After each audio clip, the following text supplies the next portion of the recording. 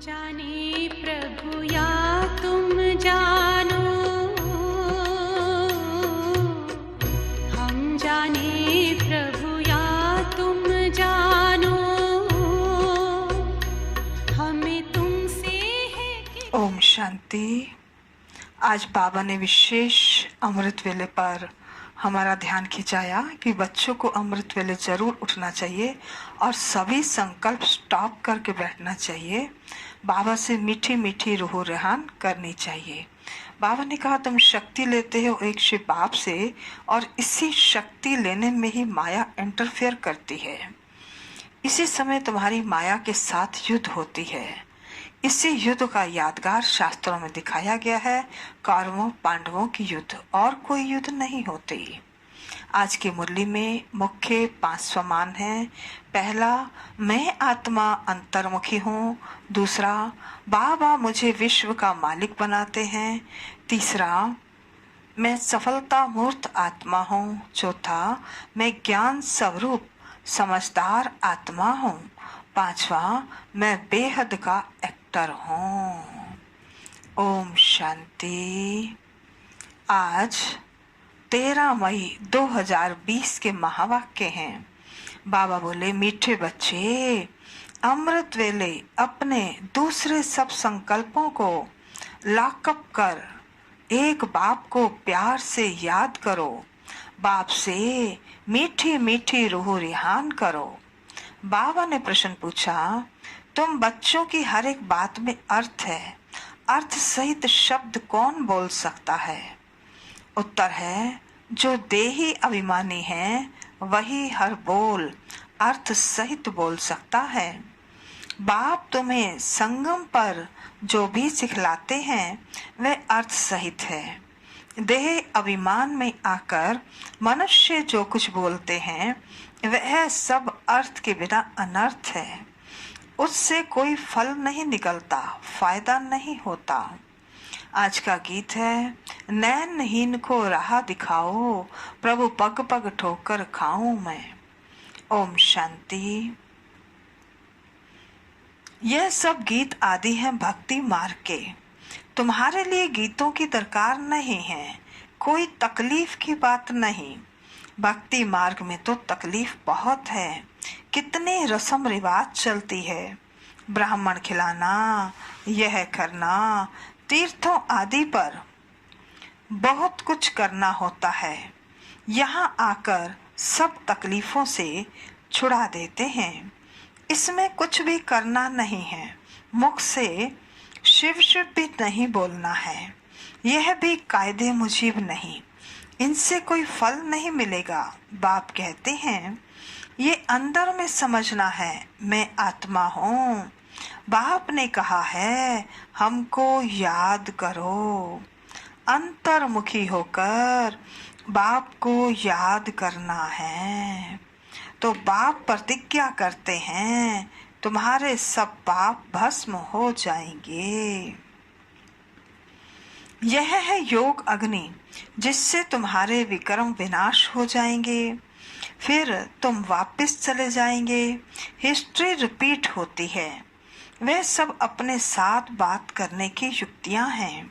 अपने साथ रूह रिहान करते रहो। बाप कहते हैं, मैं कल्प कल्प तुमको ये युक्ति बताता हूँ। यह भी जानते हैं धीरे धीरे ये झाड़ वृद्धि को पाएगा। माया का तूफान भी इस समय है, जबकि मैं आकर तुम बच्चों को माया के बंधन से छुड़ाता हूँ। सतयुग में कोई बंधन होता नहीं। यह पुरुषोत्तम युग भी अभी तुमको अर्थ सहित बुद्धि में है। यहाँ हर बात अर्थ सहित ही है। देह अभिमानी जो बात करेंगे सो अनर्थ, देही अभिमानी जो बात करेंगे सो अर्थ सहित, उनसे फल निकलेगा। अब भक्ति मार्ग में कितनी डिफिकल्टी होती है। समझते हैं तीर्थ यात्रा करना, यह करना, ये सब भगवान के पास पहुंचने के रास्ते हैं। परंतु बच्चों ने अब समझा है वापस कोई एक भी जा नहीं सकता। पहले नंबर में जो विश्व के मालिक लक्ष्मी नारायण थे, उनके ही 84 जन्म बता देते हैं, तो फिर और कोई छूट कैसे सकता।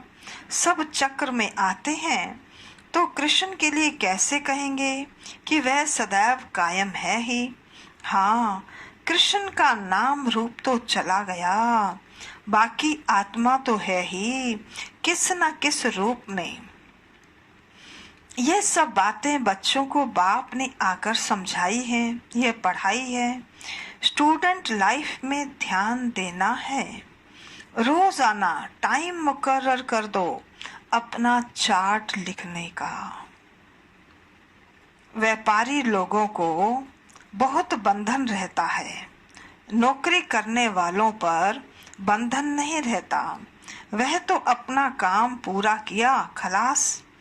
व्यापारियों के पास तो कभी ग्राहक आए तो सप्लाई करना पड़े, बुद्धि योग बाहर चला जाता है, तो कोशिश कर समय निकालना चाहिए। अमृत वेले का समय अच्छा है। उस समय बाहर के विचारों को लॉकअप कर देना चाहिए। कोई भी ख्याल न आए, बाप की याद रहे। बाप की महिमा में लिख देना चाहिए, बाबा ज्ञान का सागर पतित पावन है। बाबा हमको विश्व का मालिक बनाते हैं, उनके श्रीमत पर चलना है। सबसे अच्छी मत मिलती है मन मना भव, दूसरा कोई बोल ना सके। कल्प कल्प यह मत मिलती है तमो प्रधान से सतो प्रधान बनने की। बाप सिर्फ कहते हैं माम एकम याद करो, इसको कहा ही जाता है वशीकरण मंत्र। अर्थ सहित याद करने से ही खुशी होगी। बाप कहते हैं अव्यभिचारी याद चाहिए। जैसे भक्ति में एक शिव की पूजा अव्यभिचारी है, फिर व्यभिचारी होने से अनेकों की भक्ति करते हैं। पहले थी अद्वैत भक्ति, एक की भक्ति करते थे। ज्ञान भी उस एक का ही सुनना है। तुम बच्चे जिसकी भक्ति करते थे, वह स्वयं तुम्हें समझा रहे हैं। मीठे मीठे बच्चों, अब मैं आया हूँ। यह भक्ति कल्ट अभी पूरा हुआ। तुमने ही पहले पहले एक शिव बाबा का मंदिर बनाया। उस समय तुम अव्यभिचारी भक्त थे, इसलिए बहुत सुखी थे। फिर व्यभिचारी भक्त बनने से द्वैत में आ गए।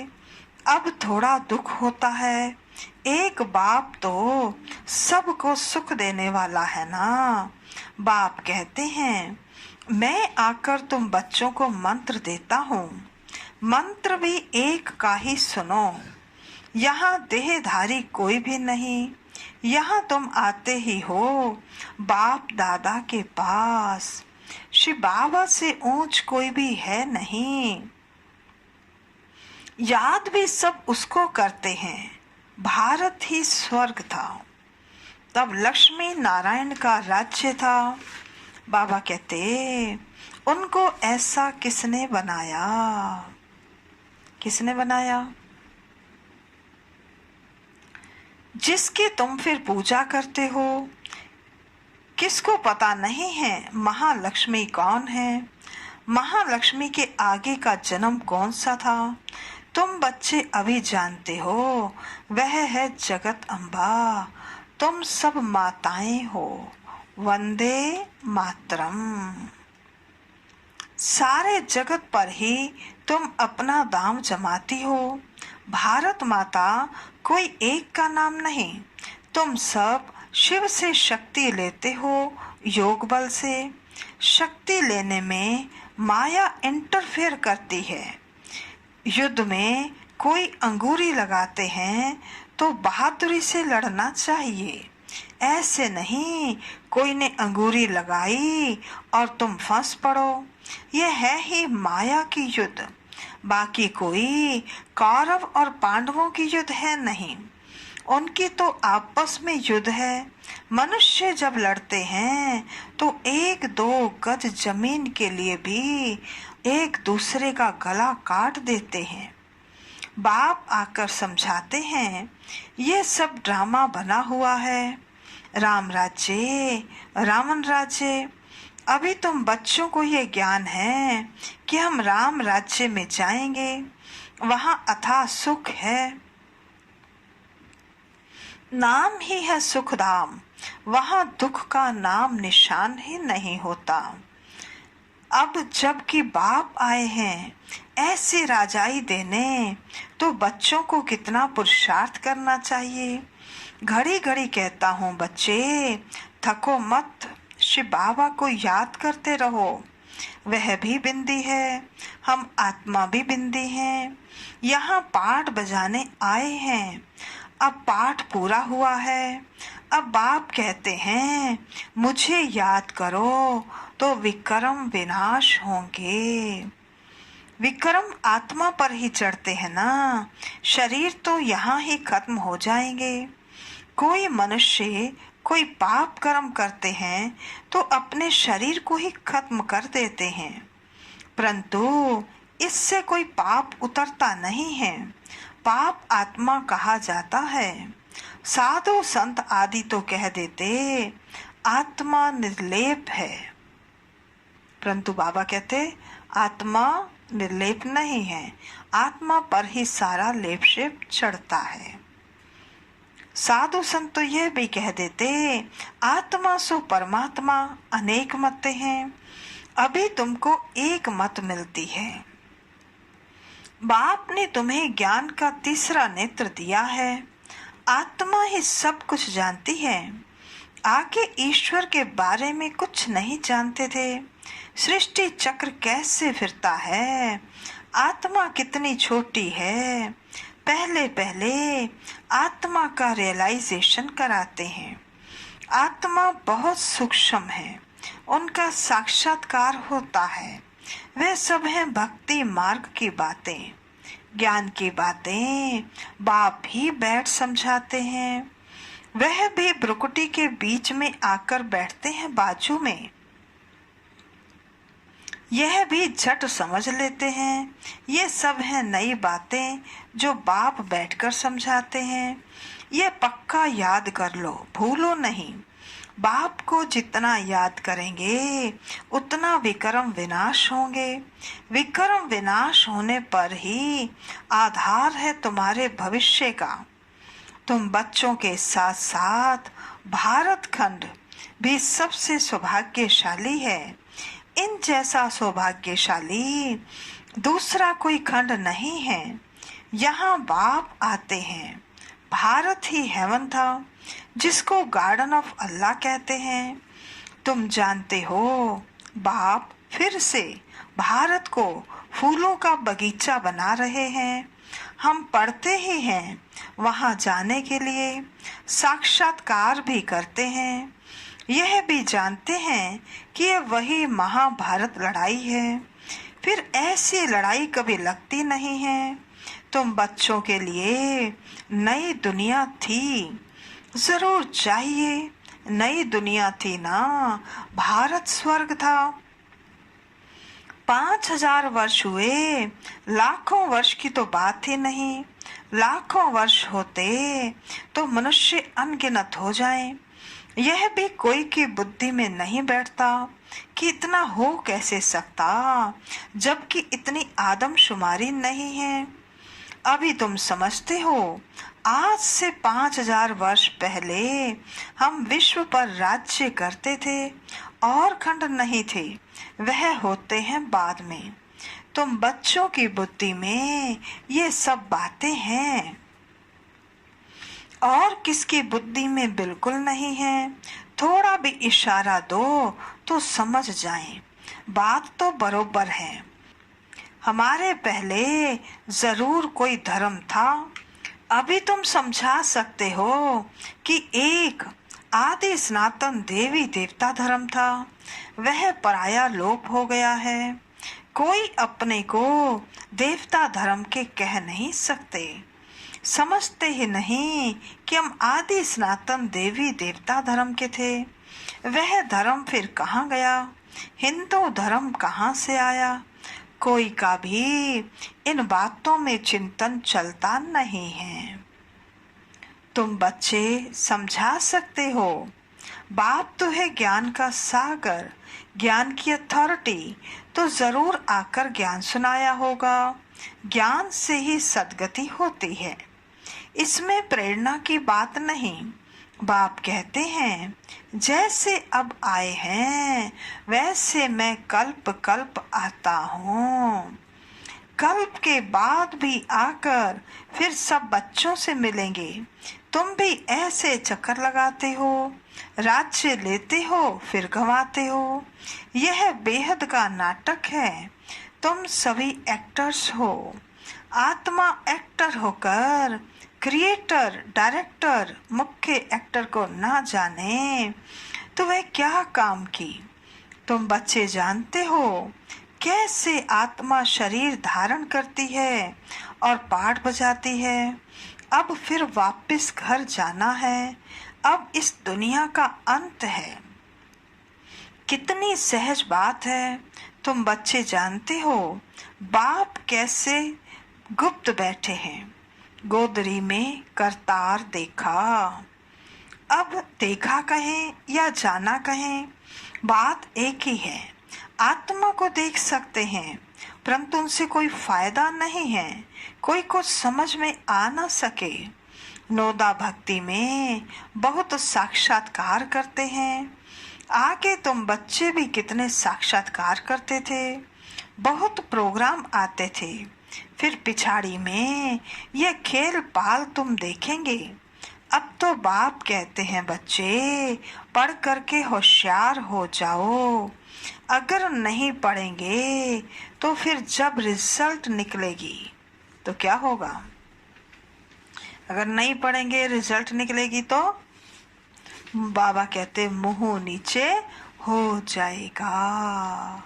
अब कोई फेल हो जाए तो उसका मुंह तो नीचे हो जाता है ना। फिर समझेंगे हमने कितना टाइम वेस्ट किया।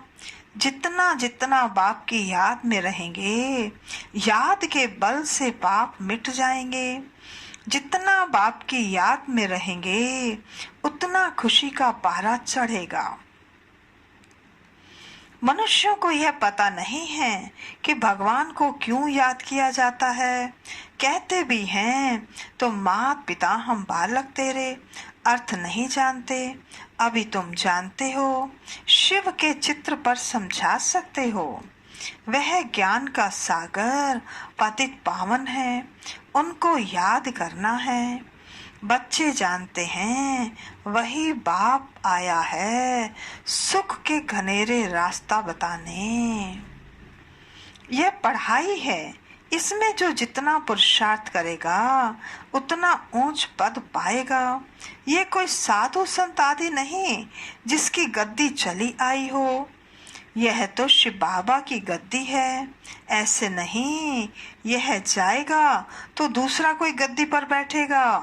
बाप तो सबको साथ ले जाएंगे। कई बच्चे व्यर्थ ख्यालातों में अपना समय वेस्ट करते हैं। सोचते हैं खूब धन इकट्ठा करें, पुत्र पोत्रे खाएंगे, याद में काम आएगा, बैंक लॉकर में जमा करें, बाल बच्चे खाते रहें। परंतु किसको भी गवर्नमेंट छोड़ेगी नहीं, इसलिए उसका जास्ती ख्याल ना कर अपनी भविष्य कमाई में लग जाना चाहिए। अब बच्चों को पुरुषार्थ करना है। ऐसे नहीं कि ड्रामा में होगा तो करेंगे। पुरुषार्थ बिगर खाना भी नहीं मिलता।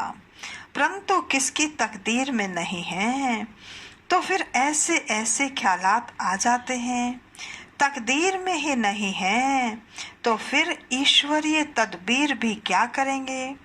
जिनकी तकदीर में है वे अच्छी रीति धारण करते और कराते हैं। बाप तुम्हारा टीचर भी है, गुरु भी है। तो उनको याद करना चाहिए। सबसे प्रिय बाप, टीचर और गुरु ही होते हैं, उनको तो याद करना चाहिए। बाबा युक्तियां तो बहुत बतलाते हैं, तुम साधु संत आदि को भी निमंत्रण दे सकते हो। अच्छा, मीठे मीठे सिकिल दे बच्चों प्रति माता पिता बाप दादा का याद प्यार और गुड मॉर्निंग। रूहानी बाप की रूहानी बच्चों को नमस्ते। हम रूहानी बच्चों की रूहानी बाप दादा को नमस्ते नमस्ते नमस्ते। सदा रहेंगे हंसते, बनेंगे फरिश्ते, चलेंगे परम धाम के सीधे रास्ते। धारणा के लिए मुख्य सार पहला है, पुरुषार्थ कर अपनी भविष्य कमाई में लग जाना है। ड्रामा में होगा तो कर लेंगे, यह कहकर पुरुषार्थहीन नहीं बनना है। दूसरा, सारे दिन में जो भी पाप होते हैं या किसी को दुख देते हैं तो नोट करना है, सच्चाई से बाप को सुनाना है। साफ दिल बन एक बाप की याद में सब हिसाब किताब चुकतू करने हैं। आज का वरदान है, हर संकल्प व कर्म को श्रेष्ठ और सफल बनाने वाले ज्ञान स्वरूप समझदार भव। हर संकल्प व कर्म को श्रेष्ठ और सफल बनाने वाले ज्ञान स्वरूप समझदार भव। जो ज्ञान स्वरूप समझदार बनकर कोई भी संकल्प या कर्म करते हैं वे सफलता मूर्त बनते हैं। इसी का यादगार भक्ति मार्ग में कार्य प्रारंभ करते समय स्वास्तिका निकालते हैं, वह गणेश को नमन करते हैं। यह स्वास्तिका स्वस्थिति में स्थित होने और गणेश नॉलेजफुल स्थिति का सूचक है। आप बच्चे जब स्वयं नॉलेजफुल बन हर संकल्प व कर्म करते हो तो सहज सफलता का अनुभव होता है। आज का स्लोगन है, ब्राह्मण जीवन की विशेषता है खुशी, इसलिए खुशी का दान करते रहो। ब्राह्मण जीवन की विशेषता है खुशी, इसलिए खुशी का दान करते चलो। अच्छा, ओम शांति।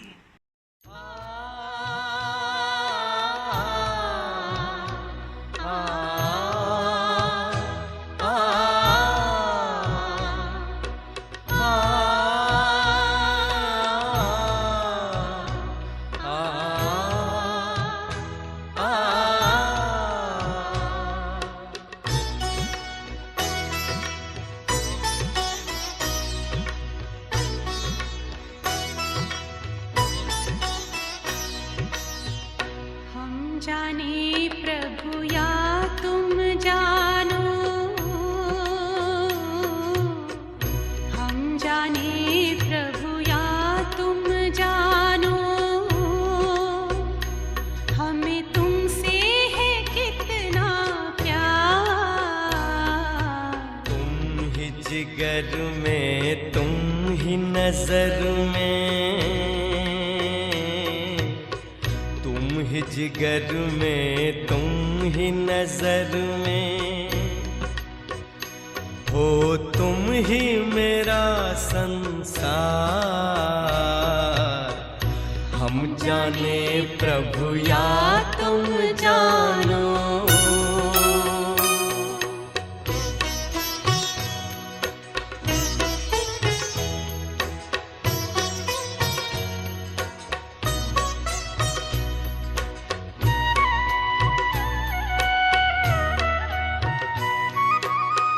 पूछते हैं अपने दिल से, पूछते हैं अपने दिल से, हम कितने महान हैं।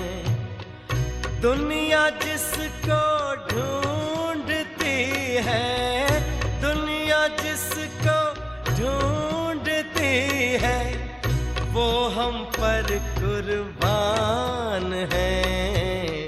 खींचता है मन को हमारे,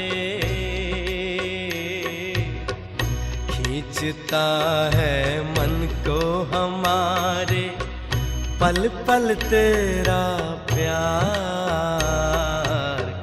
हम जाने प्रभु या तुम जानो।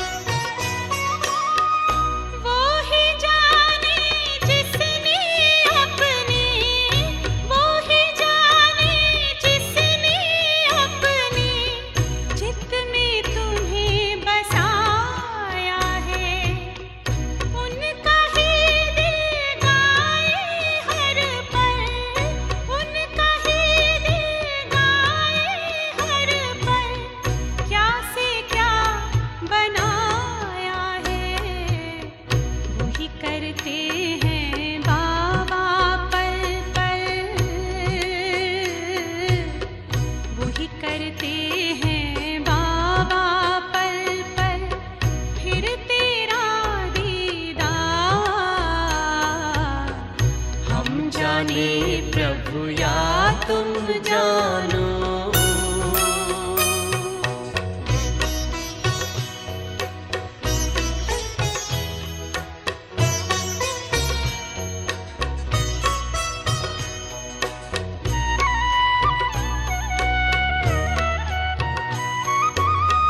मन मंदिर में तेरी मूरत, मन मंदिर में तेरी मूरत, तेरी सूरत नजर आए। जब सोचूं तेरे बारे में बाबा, जब सोचूं तेरे बारे में बाबा, जन्नत की खुशबू बिखर जाए। बाबा तुझसे जुड़ी हुई है, बाबा तुझसे जुड़ी हुई है, श्वासों की हर तार। हम जाने प्रभु या तुम जानो, हम जाने प्रभु या तुम जानो। हमें तुमसे है कितना प्यार। तुम ही जिगर में, तुम ही नजर में, तुम ही जिगर में, तुम ही नजर में, हो तुम ही मेरा संसार। हम जाने